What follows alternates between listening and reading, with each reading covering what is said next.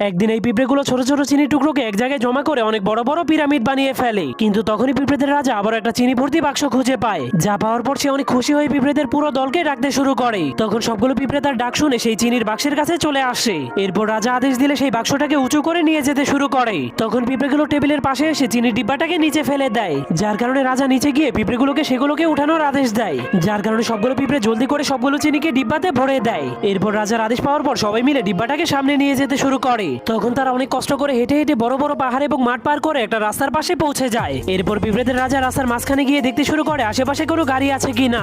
অনেক ভালো করে দেখার পর সবগুলো পিঁপড়ে ধীরে ধীরে রাস্তা পার হতে শুরু করে। কিন্তু তখনই হঠাৎ করে একটা গাড়ি আসতে শুরু করলে পিঁপড়েগুলো চিনিগুলোকে ফেলেই সেখান থেকে পালিয়ে যায়, যার কারণে তাদের চিনিগুলো গাড়ি চাকার নিচে পড়ে নষ্ট হয়ে যায়। এজন্য পিঁপড়েগুলো সেই খালি ডিব্বাটাকেই তাদের বাড়িতে নিয়ে যায়। তখন তারা দেখতে পায় অন্য পিঁপড়েরা চিনির মাধ্যমে পিরামিড তৈরি করছে, যা দেখার পর পিঁপড়েদের রাজা বুদ্ধি খাটিয়ে সেই খালি চিনির ডিব্বাটাকে পিরামিডের উপরে নিয়ে যায়।